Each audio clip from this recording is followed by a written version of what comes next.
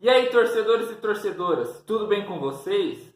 Convocação da seleção brasileira para os amistosos de junho, onde o Ramon Menezes chamou 23 jogadores e dessa vez a gente não teve tanta surpresa quanto foi na primeira convocação dele. Ele chamou jogadores já conhecidos do torcedor brasileiro e vamos a eles. Os goleiros foram os três que foram para a Copa. O Alisson, que foi uma surpresa nessa convocação pelo momento ruim que vive com o Liverpool e por ser apontado por muitos como um dos principais responsáveis pelas eliminações do Brasil nas duas últimas Copas. E por causa disso, muitos pensavam que não seria mais chamado, não faria parte desse novo ciclo, mas o Ramon decidiu dar uma nova oportunidade para o Alisson. O Ederson já era esperado, porque vive um grande momento com o Manchester City, onde é um dos principais jogadores do time do Guardiola, e que, na minha opinião, vai ser o goleiro titular na Copa de 2026. Sabe jogar com o pé, embaixo das traves, é um monstro, então o Ederson é merecido, era de se esperar que ele estaria nessa convocação. O Everton segue sendo destaque no Palmeiras, não aparece tanto no jogo, mas quando aparece, salva o Palmeiras, sendo muito seguro e é uma das principais peças do Palmeiras do Abel Ferreira. Nas laterais, que são os principais problemas da seleção brasileira, para a direita foram chamados o Danilo, que a gente espera que seja o lateral titular, mas encontra muita dificuldade de ter uma sequência na seleção brasileira. Se machuca muito, não faz partidas tão chamativas, porque é um cara que é mais defensivo, não sai tanto para o ataque, e talvez pelo torcedor brasileiro ter uma lembrança tipo do Cafu, do Maicon, do Cicinho, até do Daniel Alves, talvez isso seja uma coisa que atrapalhe muito o Danilo. E por causa disso, o Danilo tem muita desconfiança do torcedor. E porque nas duas Copas que foi, em 2018 e em 2022, se machucou, também deixando a seleção sem um jogador. E a gente sabe que numa Copa do Mundo, ficar sem um jogador de uma posição tão difícil como é a lateral direita, deixa o time com problemas. O outro lateral direito convocado foi o Wanderson, de 21 anos, cria da base do Grêmio, que hoje joga no Mônaco. Ele fez uma boa temporada no Mônaco e é considerado um dos laterais mais promissores na Europa. E na esquerda, o Alex Telles, outro que jogou na Copa do Mundo, onde também teve problemas com lesão e fez uma temporada mediana no Sevilha por causa dessas lesões. Ele fez uma boa temporada no Sevilha. O outro lateral esquerdo convocado é o Ayrton Lucas do Flamengo. E foi uma surpresa mais merecida, porque o Ayrton Lucas vem jogando muita bola no Flamengo, vem sendo um dos destaques do rubro-negro, onde mesmo no começo da temporada, com aquela irregularidade, ele vinha fazendo boas partidas, segue fazendo essas boas partidas e segue vivendo uma boa fase no Flamengo, onde é titular absoluto e um dos principais jogadores do time. Os zagueiros foram chamados o Marquinhos, que não tem novidade, tem uma enorme moral tanto na seleção quanto no PSG, é uma peça importantíssima, tem um perfil de liderança. Outro é o Militão, que vive grande momento no Real Madrid e é também uma peça importante nesse novo ciclo na seleção brasileira. Se nada mudar, se não acontecer lesão, nada de que cause muita mudança, Marquinhos e Militão vão ser a zaga do Brasil na Copa de 2026.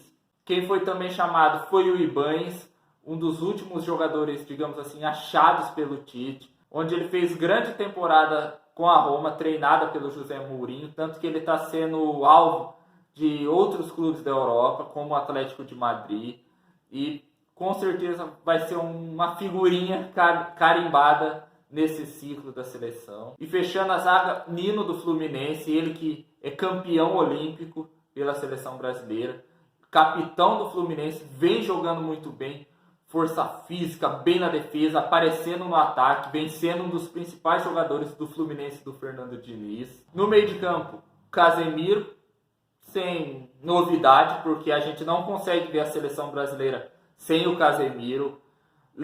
monstro jogando bola, um dos líderes nesse novo ciclo, tá jogando demais no Manchester United.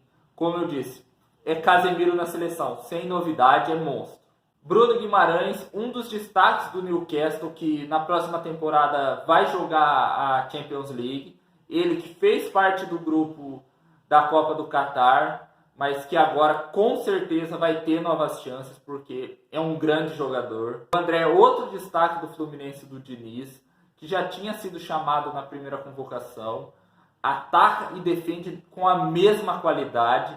Ele que faz parte dessa nova safra de volantes promissores do futebol brasileiro. E o Joelinton, que é uma novidade e teve sua convocação muito comemorada pelos torcedores, porque ao lado do Bruno Guimarães vem sendo um dos destaques do Newcastle, marca muito bem, se impõe fisicamente, tem muita força e ajuda na criação das jogadas. É um volante que sabe jogar e tem uma coisa que, com exceção do Casemiro, eu acho que os outros não tem tanto, que é força física e posição. O Paquetá, que vem sendo um dos destaques do West Ham e é um dos principais jogadores da seleção brasileira também. O Veiga, sem comentários, segue jogando muita bola no Palmeiras.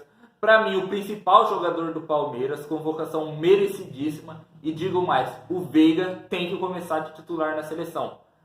Não tem outra resposta para o Ramon Menezes. É Veiga de titular. Para o ataque foram convocados o Malcom, que vive grande momento no Zenit da Rússia, onde foi o brasileiro com mais gols na Europa. O Pedro, que vem jogando desde o começo do ano muito bem pelo Flamengo, assim como o Ayrton Lucas, mesmo com aquele momento de irregularidade, vinha sendo um dos destaques, marcando gol, sendo importante para a equipe.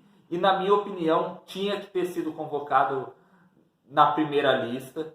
E é outro que, para mim, tem que ser titular nesses amistosos, porque tá pedindo passagem e merece essa chance. O Richarlison, que muitos torcedores reclamaram porque desde a Copa do Mundo não jogou nada no Tottenham, vem numa fase muito ruim na equipe inglesa, onde na maioria dos jogos ficou no banco de reserva, nem entrou nas partidas. O Rodrigo, que não tem surpresa porque tá jogando demais, vive uma grande fase no Real Madrid, mudou seus status no clube merengue, onde deixou de ser aquele 12º jogador, um reserva de luxo, e passou a ser titular absoluto do Ancelotti. O Rony também foi chamado, onde ele voltou de lesão recentemente e ainda está um pouco sem ritmo, mas segue sendo uma peça importantíssima do time do Abel Ferreira, e assim como o Veiga na seleção, merece mais chances. E fechando a lista, a gente tem o Vinícius Júnior, nome mais do que esperado na seleção brasileira, porque vem jogando muita bola, é o melhor brasileiro jogando na Europa, e de novo fez uma grande temporada no Real Madrid, apesar das coisas ruins que aconteceram com ele. Lembrando que o Neymar não foi convocado porque está se recuperando de uma lesão no tornozelo, mas em breve o Ney está de volta na seleção brasileira, com certeza. Dessa vez foram convocados jogadores mais conhecidos, com mais rodagem, enquanto na primeira foram convocados jogadores mais jovens. Eu não teria chamado o Alisson, acho que por não estar bem no Liverpool, não deveria ter sido chamado. Outros goleiros aqui no Brasil que vivem um momento melhor poderiam ter sido chamados, como é o caso do Lucas Perry do Botafogo, o Bento do Atlético Paranaense e, sendo um pouco clubista, o Rafael do São Paulo. E para a vaga do Richarlison, eu vi muita gente pedindo o Arthur Cabral, que vem jogando muito bem na Fiorentina. Eu confesso que eu não acompanho o Arthur Cabral, então não posso falar, mas que pelos números que eu vi, o Arthur Cabral fez uma temporada melhor, onde ele fez 16 gols. Em compensação, o Richarlison acho que fez só 3. Então o Arthur merecia essa chance por ter feito uma temporada melhor. O Martinelli também deixou de ser chamado, ele que fez uma boa temporada com o Arsenal, apesar da queda brusca de rendimento do Arsenal nesse final de campeonato inglês. Mas essa convocação foi legal. O Ramon Menezes, eu acho que, no geral, fez uma boa convocação. Ele que segue sendo o treinador interino da seleção, já que a CBF segue em busca de um técnico, mas não consegue nenhum, e precisa resolver isso logo, porque Logo, logo vai começar as eliminatórias e o Brasil ainda vai estar enrolado com essa busca por um treinador. O Tite já tinha anunciado que não ia continuar na seleção um ano antes da Copa. Ele saiu em dezembro e a gente está no meio do ano e ainda sem a CBF não se manifesta. A CBF sonha com o Ancelotti, mas parece que ele vai permanecer no Real Madrid. O Abel é um dos cotados, mas não sei se sai do Palmeiras. A Leila vai blindar o máximo que puder. Tem também o Diniz, mas o Diniz corre por fora no momento. E o principal motivo dessa demora pela escolha de um técnico pela seleção é porque a CBF está perdida. A CBF não montou um perfil de técnico, se quer um estrangeiro ou se quer um brasileiro. Eles estão perdidos, eles estão jogando os nomes pro alto, pegar um papelzinho, o Ancelotti, vamos ver se ele vai querer, não quer o Abel, eles estão perdidos.